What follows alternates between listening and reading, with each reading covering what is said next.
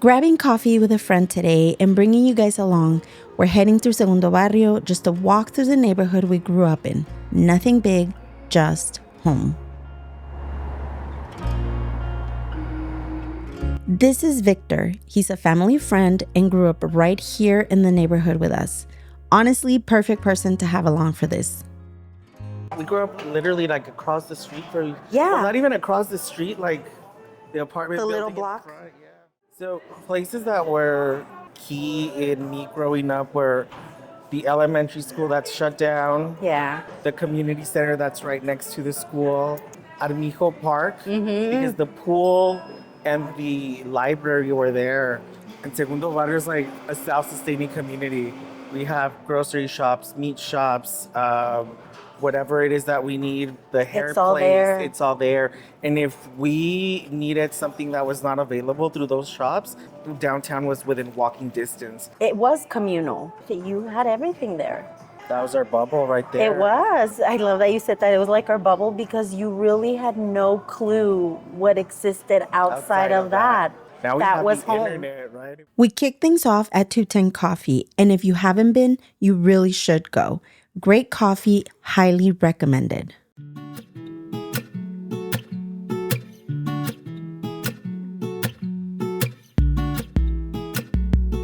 We stopped at a hair salon that's been part of Segundo Barrio for as long as we can remember. The original owner's son, Aaron, runs it now, and the love for this place has not gone anywhere. More than a shop, it's a place where people come to catch up and connect. This year will be 31 years since we've been here. Starting this. My mom came out in the newspaper and she's cutting my hair. She was one of the first women to get a loan from the bank for a business. And when she came out, that was a great thing because she had a lady that was to come so she could cut her hair. But the newspaper was here taking pictures. She never showed up. And she just done my hair, so she starts cutting my hair, and I don't look happy there. I was lying there, and the guy was taking pictures, and I was like, oh yeah. Victor got his hair cut, and we ended up just talking about the barrio, what's changed, what hasn't, and we even shared some stories from time spent in our neighboring city of Ciudad Juárez, because around here in the borderlands, Juárez is almost always part of the conversation. Segundo Barrio has been a cornerstone of El Paso for over 100 years. It sits right along the border just across from Ciudad Juárez, and for generations, it was the first stop for Mexican immigrants coming into the United States. It's a neighborhood that raised families, built community, and held onto its culture through it all. For a lot of us, it's more than just a place on a map. It's where our roots are. This is kind of like the new library, and when I say new, it's probably about a good 25, 30 years old. The Armijo Library has been part of this neighborhood for a long time. For decades, it's been a resource for the Segundo Barrio, a place where kids came to read, learn, and just have somewhere to go. For a neighborhood like this one, that meant everything. There was a lot of cool programming that the city of El Paso did. I learned a little bit of folklorico here. Did you? Yeah, and going back to like your parents letting you out. So I lived about 8 or 9 blocks that way, and then I would walk all the way over here by myself, and I was probably about 8. This area, the park, the library, the pool, all of it meant a lot to the kids who grew up here. For many of them, these were the only resources close enough to actually use. It was a lifeline for this community. This is where it was at, like the center of activity. And this is where people genuinely take advantage of the resources and the programming that the city offers. Because, as you move away further from the city center, usually people have more resources. Usually people have a higher degree of education. I remember I started coming here too when I was younger because this was the actual recreation center. So there was some programming that would go on here too. Was connected to the gym that's next door. We used to love to come over here and play Connect 4 and Candyland. Yeah. Because we didn't have our own board games. Right. You do know that America Ferrera took some pictures here in this corner, right? No way. Yeah, I'll look them up and send them over to you. As I was growing older and I started traveling, I started acknowledging the great history of muralism that exists within like Mexican culture, right? Yeah. It's now known as Mexican muralism, and Diego Rivera was part of it. And it's all what transpired into being like the Chicano movement, right? Like people who were concerned with issues of social justice. So I remember, I don't know if you ever read the book, The House on Mango Street. Yes. So there's a chapter in there that talks about like the rice sandwich. We didn't do rice sandwiches, right? But my mom used to make a sandwich. She used to pack it for us, and then we used to come down here by ourselves. And it was so fun. And it was so much fun. Yeah. And I got to come back here as an adult for a swim meet. And I was like, oh my God, like, look at how far this place has come. Segundo Barrio goes all the way to, you know where we came down on the bridge, Cotton? I think that's about it. But Bowie High School is significant to this area because all the kids from here would go to Bowie High School. Yeah. When I was growing up here, I would always think like these people are like so much better off economically than like somebody like us who like lives in the projects, right? Mm-hmm. Because these people have like their own homes, or because it's homes, or even if they're rented, you can park your car right outside. You don't have a communal parking lot. Mm-hmm. So I always thought like this is a neighborhood to be at. We grew up in the projects, and that's where my grandma lived, and so we would stay with her even though we weren't supposed to stay with her. We would, because we had to go to school. And then his family lived literally in the little building right behind my grandma. But you had to share the parking space, and it was yard space, everything. If you had an issue going on with a family member and you were in a shouting match, everyone would find out. Everybody. Oh, I witnessed some stuff. And you're not trying to. It's just all out in the open. You were talking about like how you were like not really supposed to be staying with your grandma. Uh-huh. I think that's kind of like an extension of like family members helping out each other and doing what's best for their own family members. So the other day I was like driving in to see my mom, and as I was getting out of the car, I was like listening to some scandal that was going on, and I was and like, you're like, you may like I never lose that, because even though it's other people's drama, you're not supposed to like be a part of it. It makes me feel that I'm home. I'm home. Like I have never lost this.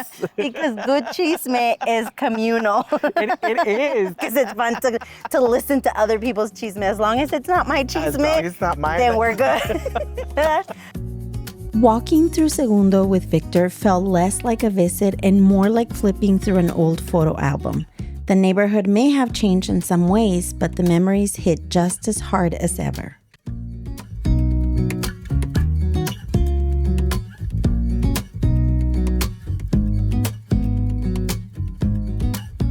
So this was the old Bowie High School. Yeah. That eventually came the Guillen Middle School. This was the original Bowie High School. The original Bowie High School. And we used to hang out at those tables right over there with some of our friends during lunch.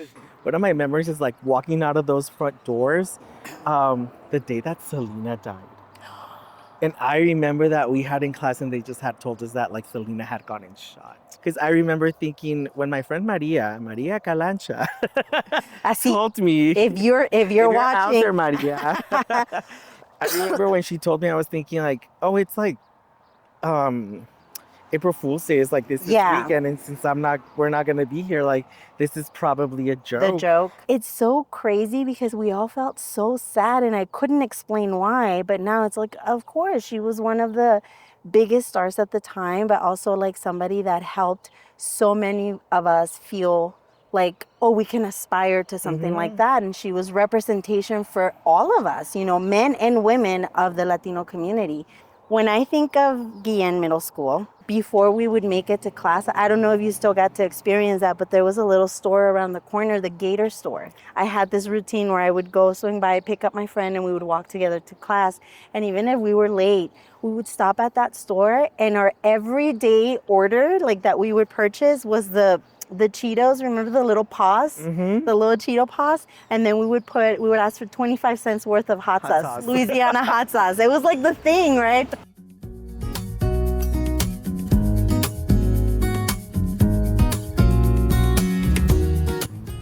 And this was the Gator store. Before we move on, Victor wanted to show me where his family first landed in El Paso, a little apartment that started everything for them. quinceañeras are a big part of you know, our culture. And not everybody gets to have a quinceañera. Obviously, not everybody has resources. But I have this beautiful memory of this girl named Claudia who used to live on the first apartment over here.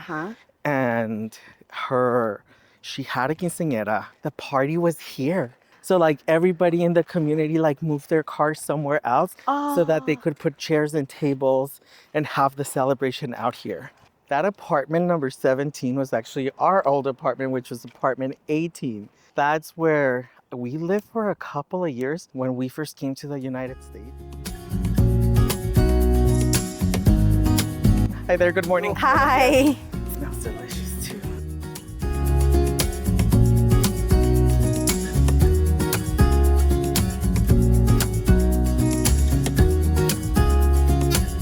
So I think I'm gonna have like one of these for myself. Chocolate donut, una racada, but I don't see them on the, oh, I see them on Yeah, I said. Una dona de chocolate.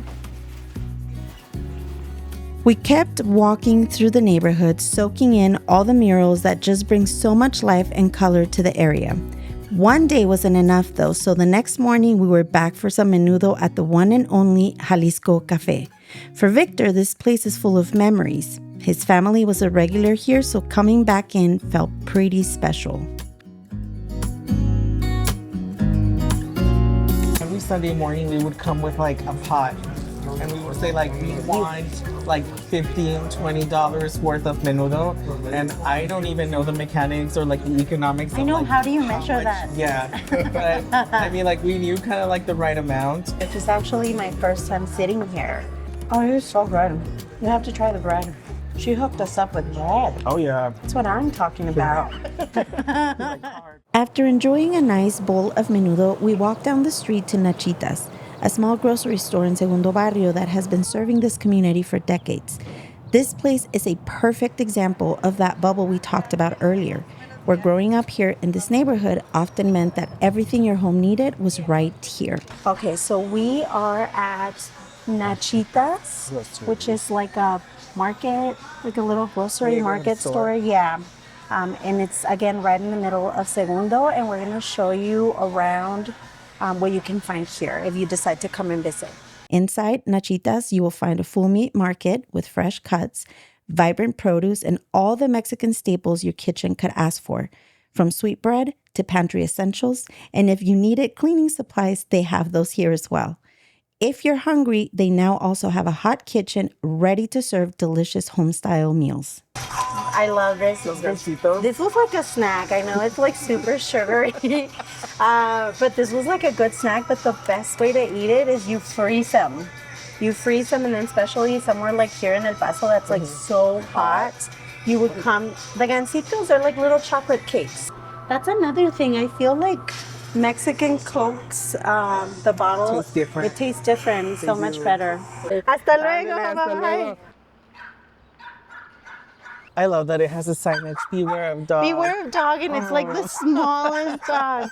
This is Alamo Elementary, one of the oldest schools in El Paso. Originally built back in 1899, it served generations of kids right here in Segundo Barrio before closing its doors in 2007. It's been sitting here empty ever since, but the history here is hard to ignore. I'm a sucker for architecture, so I like the building itself. I think it's a beautiful building. I think this is a demographic where there's like older people now, and so there's a lot of empty nesters, and I don't think there's the need for it anymore. The population to keep an entire school open. Our next stop isn't exactly within Segundo Barrio, but we couldn't end the day without a stop there. Bowie High School has deep roots here. It originally started in the neighborhood before eventually being relocated, but it's always been home to kids who grew up in these streets. Coming to school here, you don't know about like the cultural significance and the historical difference, like where you come to school had, right? Like the Rio Grande is right there, but the Rio Grande used to be over there. Yeah. And you can still see that there's like this ditch to where it used to run along. So like at some point this area was Mexico until like they moved the border that way, because that's how this region came about, right? Like this specific, the Chamizal National Memorial. Which like, is right across from us. And right across from us, there's the Mexican side of like the Chamizal as well. So that area was designated to kind of like honor the moving of the river. And like we came to school right in the middle of it. I don't know if any of you have ever heard this, but it's very common for people like us and people before us to say, well, we didn't cross the border. The border crossed us, right? Because literally the border crossed us. It did. This used to be Mexico, and then once that line was designed and said, okay, this is going to be the United States, this is going to be Mexico, whoever ended up on this side of that unknowingly decided by governments, they're now citizens of the United States of America. You know, one of the things that I've mentioned to you before is that through art, we have a lot of murals in Segundo Barrio, and it's just kind of like a legacy of early 19th century Mexican muralism and, you know, using those voices for social justice. One of the things that I had never realized up until now is the architectural style of the school. Like, this is Mexican brutalism, like concrete blocks, clean lines, not a lot of like decorative elements, which is exactly how a lot of buildings in Mexico are built, right? Like Mexican brutalism was a big architectural design across like in the early mid 19th century, 20th century. That's literally the border wall there. That's how close we are. There's something else that I should say that doesn't really pertain to Bowie High School, but to me, in the depths of my soul, it feels like it does. I always felt like the Whataburger that's right on Paisano, right in the corner, like next to the school essentially, was like an extension of the school. Breakups happen there, fights happen there, reunion of like meeting points for friends happen there. You wanted to make plans. Again, like we were saying earlier, we didn't have cell phones. I think at some point beepers, pagers were a thing, but not all of us were cool enough to have it. So that was like a meeting place, right? Like, well, I'll see you at the Whataburger. El punto centro de la comunidad de estudiantes. I don't know if people get drunk and then come back to this Whataburger and start acting a fool, right? Because I guess it's like so close to downtown, but I don't see that happening at like the UTEP Whataburger or anywhere else. Like it happens here. I know, Victor, this was great. Every time I come here, even just driving through, I think of so many things all at once, but it was literally probably like the best years of my life. Not to say that there were no challenges, not to say that I didn't face certain things here that, you know, at the time felt like the end of the world was coming to me, but I think they really have helped shape the person that I have become, and I would not have traded any of it, even the bad. Any of it, I would not trade it for the world. Okay, and there you have it. This is the end to this video. Again, there were so many things that we wanted to share with you, but we just didn't have the time. And it was great though. I had a lot of fun talking with Victor. He's always so much fun to hang out with, talk with. He's very easy to talk with. So I love always meeting up with him and just sharing time with him. But also it was a lot of fun remembering things from our childhood, from our teen years, visiting, you know, not just the neighborhood that we lived in, but also some of the areas that we used to visit and spend our time in, as well as Bowie High School. Just so many memories that come back to me just standing there in front of the school building. I hope that you all enjoyed this. I hope that it gives you a glimpse into just Segundo Barrio in general, and it gives you a sense of the spirit of the people that grew up there. Thank you so much for watching, and I will see you all on the next video.